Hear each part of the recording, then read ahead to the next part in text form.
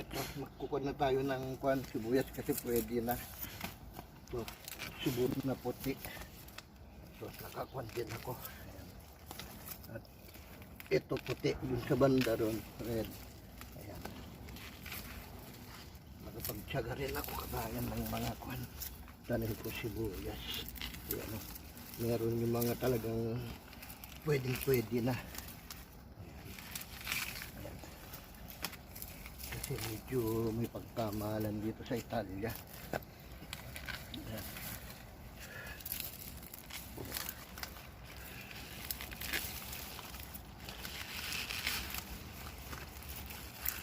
Ay. Kaya tsaga-tsaga lang ang tatanim ng sibuyas. Ayan.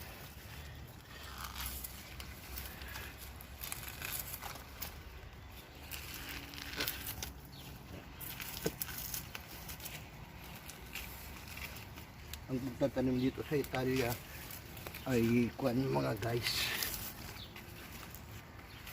November, gusto niya malamig, ngayon mainit na, lalaki na yung mga kuan ng sibuyas.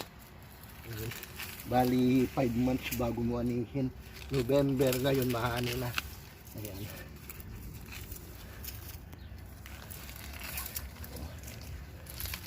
Ganun lang sibuyas. Ito naman tong pula. Ito yung pula. Pula siya. Pula yan. Makikita mo dyan. Yan. Puro pula naman dito kasi pinagalo ko siya. Pero sa kabila ay may puti at saka pula. Ayan o, laki o. Kita, laki. Yan sila.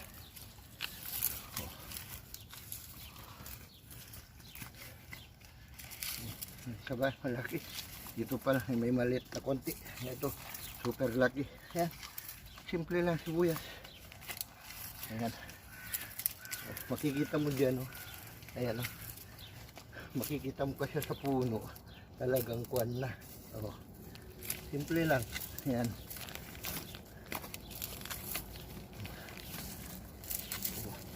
Ito na naman. Ayan. Sa puno niya lang makikita mo na. Oh.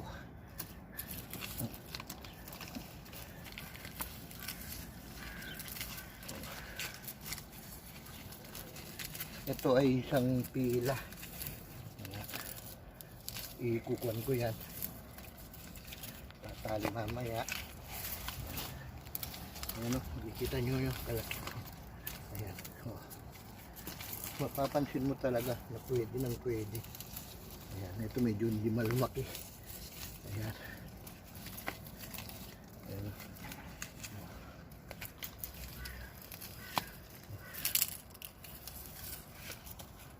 Kahit ayos yung klima dito sa Italia ang sibuyas. Ayan. Kahit pa paano mga guys, napakita ko sa inyo ang ating sibuyasan sa aking garden. Ito siya, tapos na. Ito naman yung puti.